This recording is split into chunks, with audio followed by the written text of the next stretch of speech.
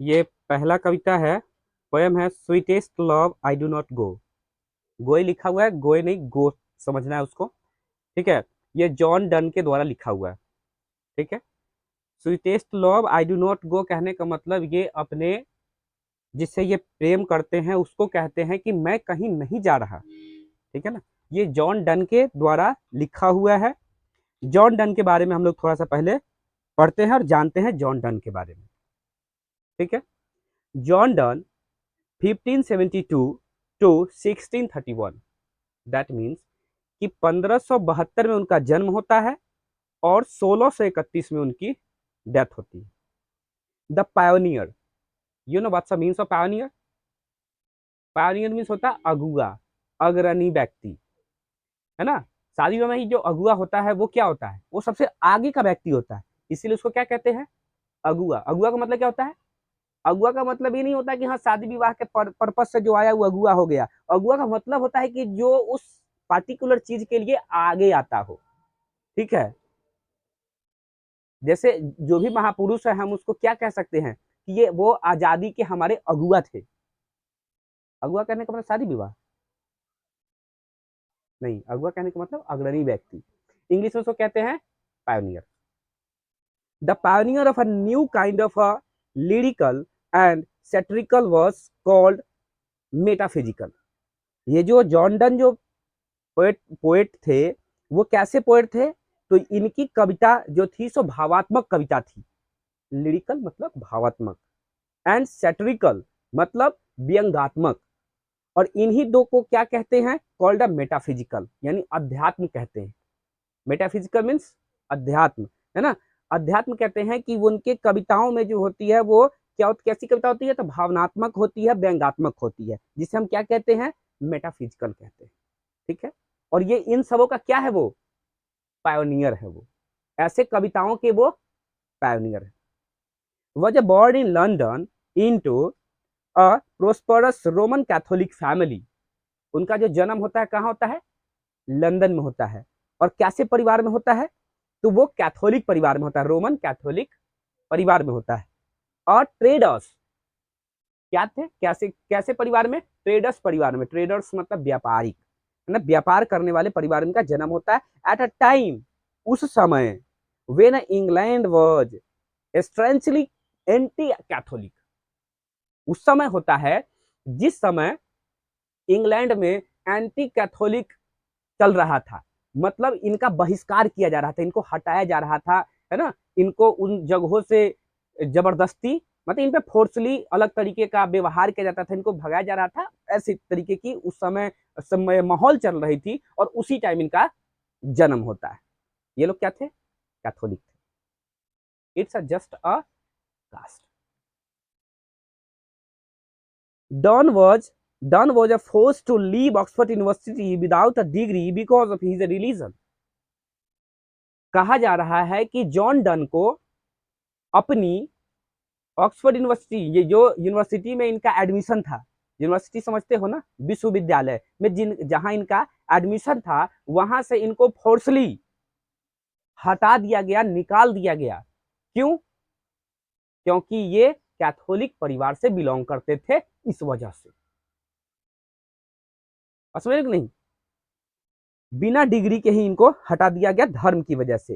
He studied law, लेकिन इसके बावजूद भी ये जहां भी रह के पढ़े, लॉ की पढ़ाई इन्होंने, कानून की पढ़ाई इन्होंने पढ़ी। एंड रेड थियोलॉजी, थियो मतलब धर्म, लॉजी मतलब शास्त्र, मतलब इन्होंने लॉ की भी पढ़ाई करी और थियोलॉजी की भी पढ़ाई करी, यानी धर्म शास्त्र की भी पढ़ाई इन्होंने करी। ठीक है, also participated he also participated in a two naval expedition and became secretary to a powerful noble। इन्होंने नेवल नवल नेवल का मतलब हो गया कि नौ, जो नौ सैनिक होते हैं, नौ सैनिक समझती है ना, नेवी। नेवी में 2 बार वो नौ सैनिक अभियान पर भी 2 बार गए।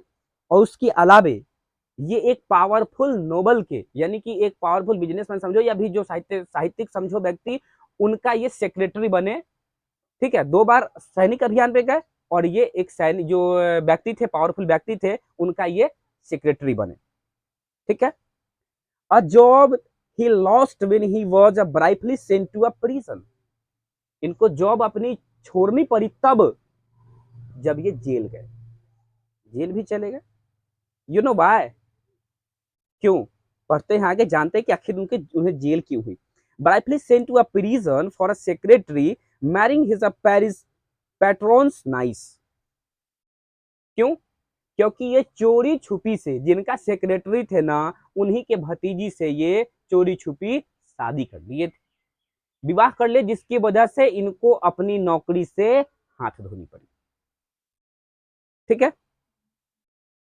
इन 1615 1615 में एट द एज ऑफ 42, 1615 में जब ये 42 वर्ष के हुए, Donne accepted ordination ordination in the Anglican Church and soon became one of the greatest preachers of his time. ये क्या हो गए? जब ये 42 वर्ष के हुए तो ये एक्सेप्ट कर लिए ट्रेडिशन, है ना, अपना जो पारंपरिक, जब वहां का जो पारंपरिक था, जो भी चीजें, उसको एक्सेप्ट कर लिए। जैसे क्या बन गए? वो वहां के पादरी बन गए, चर्च के, एंग्लिकन चर्च के वो पादरी बन गए, जस्ट लाइक पंडित, मौलवी, वी कैन से दैट, है ना। तो वहां के पादरी बन गए। और वही नहीं, Anglican church and soon became one of the greatest preacher of his time। और प्रीचर्स का मतलब होता है उपदेश वाहक, जो उपदेश देता है। ये उस समय के बहुत बड़े उपदेशक भी बन गए। ठीक है। In love lyricism Don broke completely with the patrician tradition। और इन सारी चीजों को वो छोड़ा और आगे बढ़ा, introducing an intellectual and colloquial tone. जो बोलचाल की भाषा थी, अपने आप को कैसे वो इंट्रोड्यूस कर दिए? एक बुद्धिमता, एक बुद्धिमान व्यक्ति की तरह जो बोलचाल उनकी थी, वो अपने आप को उस तरीके से इंट्रोड्यूस कर दिए। His love poems use the latest discoveries of science and geography to hammer home a point and combine passion with a verbal and a intellectual teasing। और इनकी अब जो कविताएं होने लगी, वो जो कविताएं अब जो छपने लगी, उसमें ये दो तरीके की जो बातें थी उसको इंक्लूड करने लगे। वो दो तरीके की बातें कौन सी थी? एक साइंस की और एक जियोग्राफी की।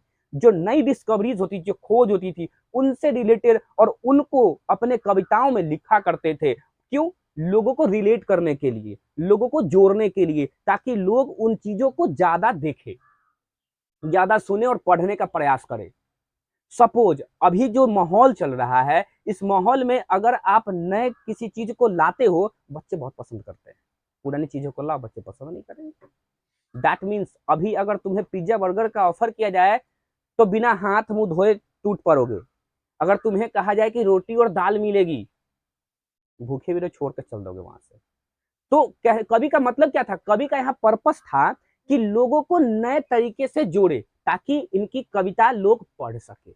इसलिए कविता में ये बदलाव किया, और कविता में क्या चीज लिखना शुरू किए? उसमें साइंस जो डिस्कवरीज हुई थी, जो खोज हुई थी, और जो जियोग्राफी जो नए तरीके से आई थी, उसको अपने कविताओं में, उस माध्यम से अपने कविताओं को लिखना शुरू कर दिया, ताकि लोगों से ये कनेक्ट हो सके।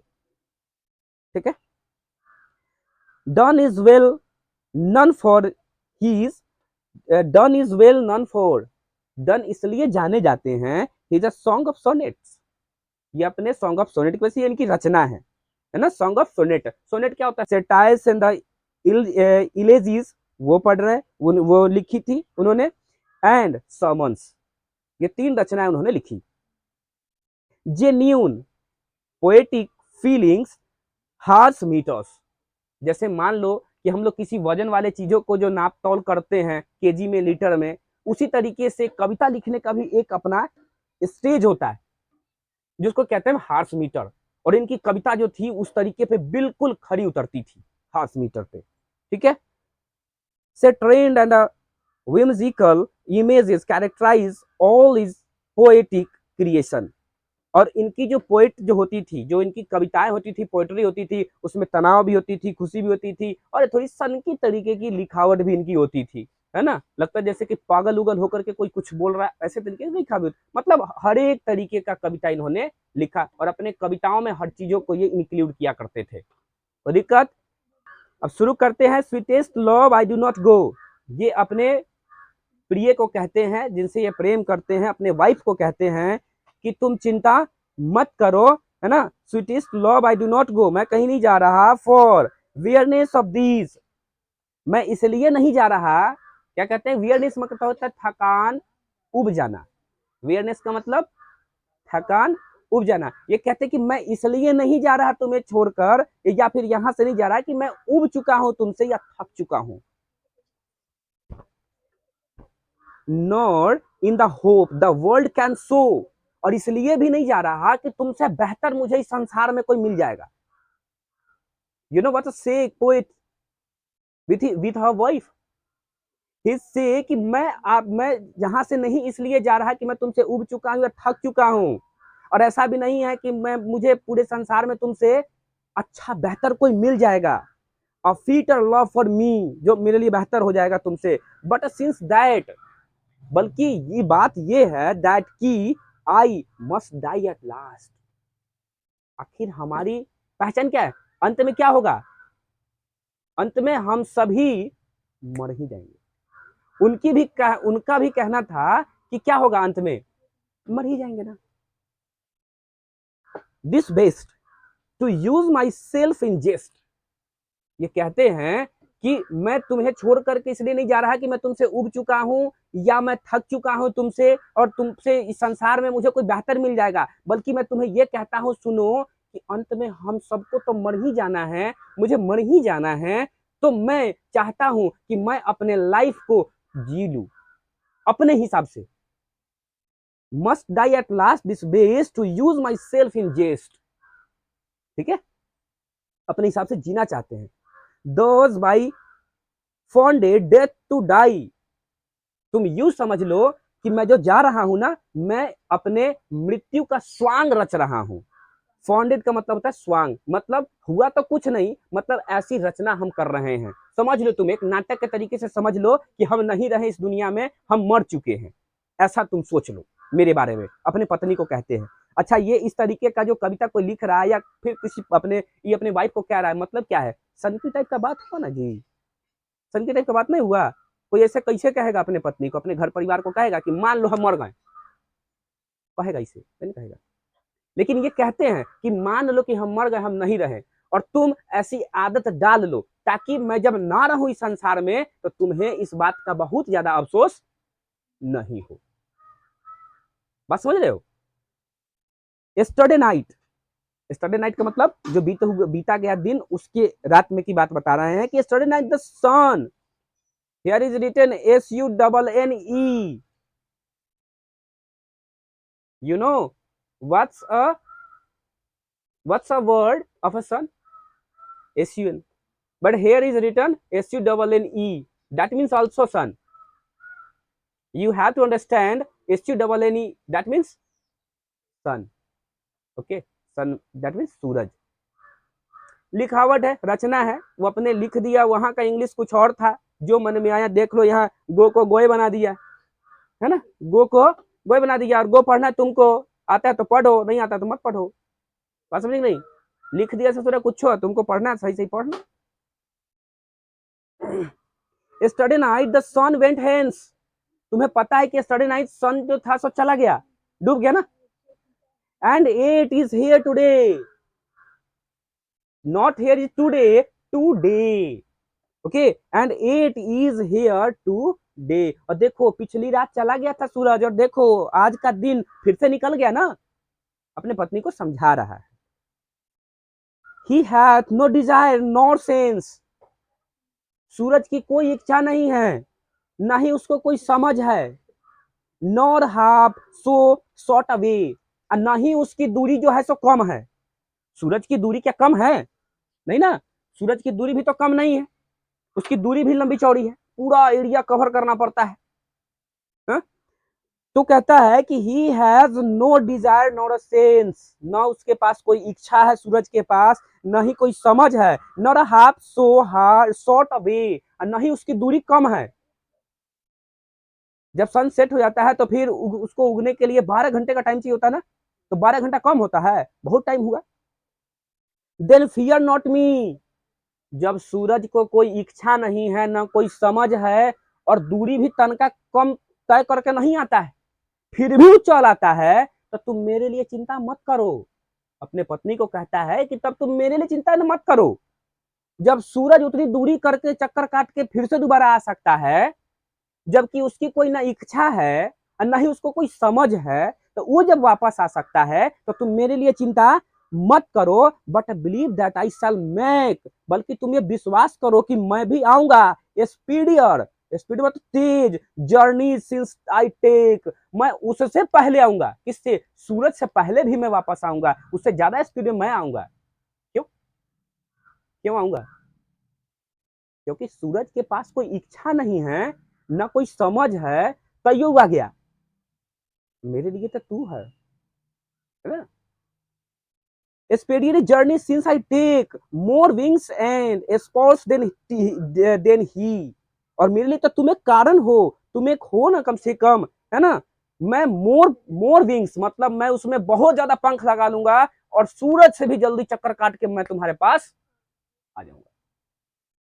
ठीक है, तो इसलिए तुम मेरे लिए चिंता मत करो। O how feeble is a man's power, no its means of power. कभी शक्तिमान देखे हो? तुम लोग जर्मन में शक्तिमान चलता था, है ना। उसमें एक डॉक्टर जैक ऑल होता था, है ना। वो पावर पावर को अजीब तरीके से बोलता, पावर लगता था हम लोगों को जो पावर बोलता है, बाद में जब सियानो ससुराल में पावर बोलता था तो हम लोग ऐसे समझ गए उस चीज को, है ना। O how feeble is a man power, feeble का मतलब होता है कमजोर, फीबल मीन्स कमजोर। वो कहते हैं कि मानव, हम जो मानव है, हम जो इंसान हैं, हम कितने कमजोर हैं, हम मानव कितने कमजोर हैं। That I good Fortune fall, Fortune means Fortune means refine, Fortune means होता है भाग्य, तकदीर, नसीब। फॉर्च्यून मीन्स भाग्य, तकदीर, नसीब, ये सब होता है ना। हम लोग अलग अलग तरीके का जो चीज देख ली उसका मतलब वही समझते हैं, है ना। बस समझ गए ना, बात खत्म है। जैसे जैसे पहली कंपनी जो थी अलमीरा की, वह थी गोदरेज का, गोदरेज थी, और वो आ गई थी अलमीरा, नाम था उस कंपनी का गोदरेज। इतना ना प्रचलित हुआ कि सारा लोग अलमीरा छोड़ गोदरेज कहने लगा। आज केकरो मिलबो करता है दहेज में, कथी अलमीरा, कथी कहता है गोदरेज मिल रही है चलो आगे बढ़ते हैं कि that I good Fortune fall, जब आपका भाग्य होता भी अच्छा। अपने बारे में कहते हैं कि जब सोच लो कि हमारा भाग्य अच्छा हो, तकदीर अच्छा हो, यानी टाइम जो है बहुत अच्छा चल रहा हो, टाइम हमारा बहुत अच्छा चल रहा हो, है ना। क्या कहते, सुनो बहुत अच्छी बात बता रहे कभी, लिसन केयरफुली।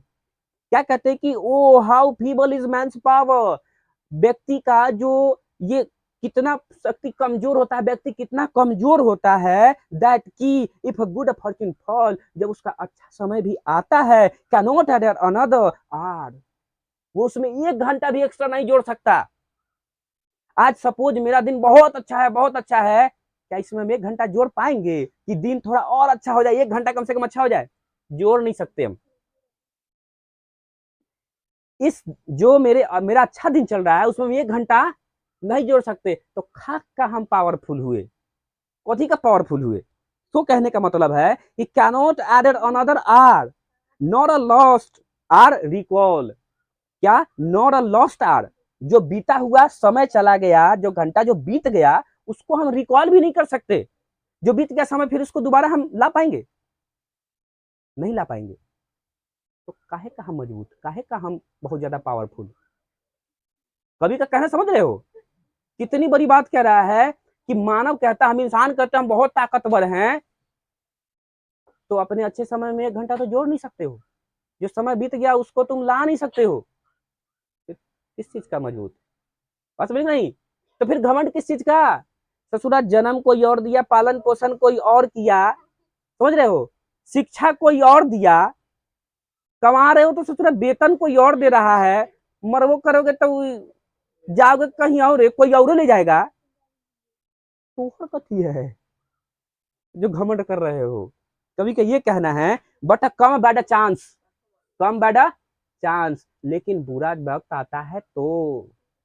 कभी क्या कहते हैं कि जब बुरा वक्त आता है तो एंड वी जो टू इट आवर स्ट्रेंथ, उसमें हम इतना कमजोर हो जाते हैं, जब हमारा बुरा वक्त आता है तो हम इतना कमजोर हो जाते हैं, and we teach it art length itself ours to advance, हम इतना ज्यादा कमजोर हो जाते हैं कि उसको ज्यादा शक्ति मिल जाती है। किसको? हमारी बुरी परिस्थिति को, हमारी कमजोरी की वजह से हम कमजोर जो हो जाते हैं, इसकी वजह से हमारे बुरे परिस्थिति को उसको जोर मिल जाता है, उसको ताकत मिल जाता है, और वो लंबे समय तक रह जाता है हमारे साथ।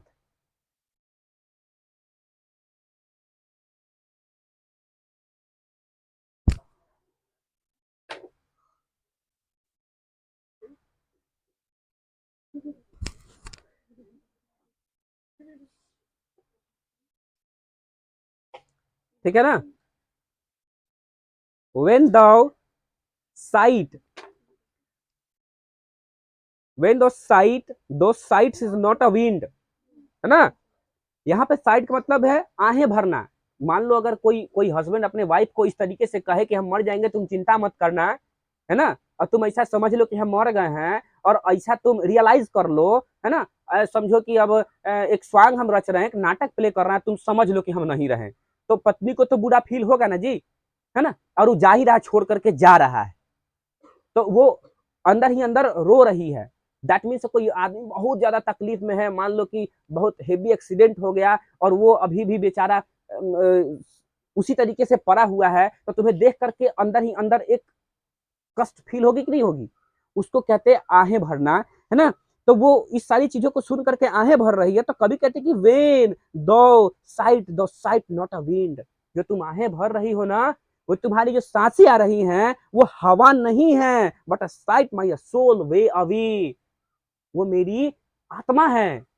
जो तुम्हारी हवा जो है, वो जो आहें भरने की, वो सिर्फ हवा नहीं है, वो मेरा आत्मा। क्यों? क्योंकि वो बहुत ज्यादा प्रेम करते हैं, है ना, उससे अपने वाइफ से बहुत ज्यादा प्रेम करते हैं, और उसको ये बातें कह रहे हैं कि तुम परेशान मत हो, इतना कष्ट में मत हो, but sight my soul away, लगता है कि जैसे मेरा आत्मा बाहर निकल जाएगा। वेन दो वीप अनकाइंडली काइंड, जब तुम बेरुखी से रोती हो, my life blood doth decay, मेरे पूरे शरीर का ब्लड लगता है जैसे सड़ गया हो। जब उसकी पत्नी रोती है तो कभी को क्या फील होता है कि उसके शरीर का पूरा ब्लड सड़ गया हो, शरीर खराब हो गया उनका, ऐसा उनको फील होता है। ससुराल छोड़ के कला जा रहा है।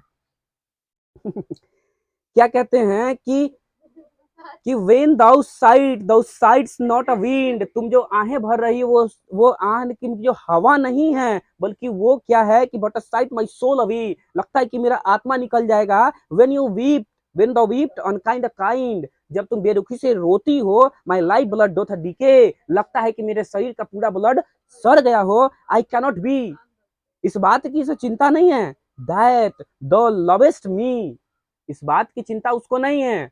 क्यों? क्योंकि ये कहते हैं कि तुम तो कहती हो कि दो दैट दो लवस्ट मी, क्योंकि तुम मुझसे बहुत ज्यादा प्रेम करती हो। एज अ डॉट से, जब तुम मुझसे बहुत ज्यादा प्रेम करती हो, तब तो तुमको ऐसा नहीं करना चाहिए मेरे लिए। क्या तुम मेरे लिए बुरा सोचोगी? सपोज उस कोई भी हस्बैंड, कोई भी वाइफ अपने हस्बैंड से बहुत ज्यादा प्रेम करती है, तो वो चाहेगी कि उसके हस्बैंड का बुरा हो?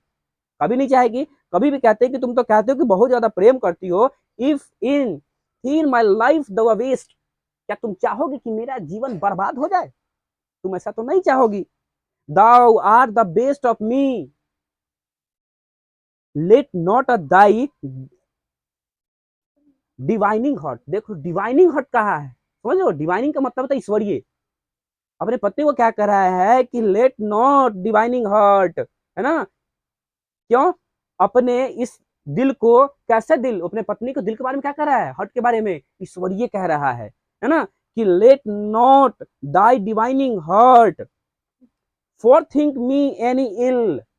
फॉर थिंक का मतलब सोचना, और इल का मतलब बुरा।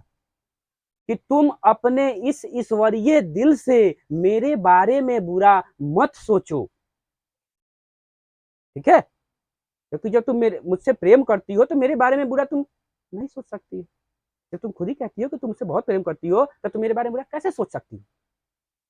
और तुम इस ईश्वरीय दिल से मेरे बारे में बुरा मत सोचो। Destiny make take the part. क्यों? क्योंकि डेस्टिनी भी जो है तो क्या है, एक पार्ट है जीवन का। डेस्टिनी मीन्स होनी, होनी प्रबल है, हो सकता है, इसलिए कुछ भी हो सकता है, इसलिए तुम मेरे बारे में बुरा मत सोचो कि ऐसा ना हो कि तुम जो सोच रही हो कहीं हो जाए। बात बुझा रहा है कि तुम जो सोचोगे ऐसा ना कि हो जाए। Divining destiny may take thy part and may thy fears fulfil. जो डर है उसको मत पनपने दो, नहीं तो ऐसा हो सकता है कि तुम जो सोचो, क्या सोचना है, मरने का। जो हम कह रहे हैं तो अपने दिलो दिमाग में सोच करके डरो मत। ऐसा नहीं हो कि डेस्टिनी हो जाए, डेस्टिनी भी एक पार्ट होता है जीवन का, तो हम सही में मर न जाए। But I think that we, लेकिन चलो अगर ऐसा भी हो तो are but turned aside to sleep. अगर ऐसा हो भी गया तो तुम एक चीज सोचना कि हम दोनों एक ही बेड पर लेटे हुए हैं, लेकिन दोनों एक उधर मुंह करके एक इधर मुंह करके। ऐसा सोचना, अगर हम नहीं भी रहे तुम सोचना कि हम दोनों एक ही बेड पे सोए हुए हैं और हम राइट साइड में मुंह करके सोए हुए हैं, तुम लेफ्ट साइड में। मतलब मेरे होने का तुम एहसास कर लेना, मेरे न रहने पर भी मेरे रहने का एहसास कर लेना, है ना। They who one another keep, they who one another keep. क्योंकि ऐसा कहा जाता है हम दोनों एक दूसरे के बगैर नहीं रह सकते हैं। ऐसा कौन कहता है? Alive never parted be. क्यों? क्योंकि जो प्रेम करते हैं वो कभी मरते नहीं। क्यों? क्योंकि मृत्यु शरीर की होती है और आत्मा की नहीं, और प्रेम आत्मा से होती है। तो इसका मतलब कि शरीर ही भले नश्वर मेरा खत्म हो जाए, आत्मा तो वैसे ही रहेगा। तो तुम मुझे आत्मा से दिल से याद करना और ऐसा सोचना कि हम दोनों एक ही बेड पे हैं, लेकिन राइट साइड लेफ्ट साइड।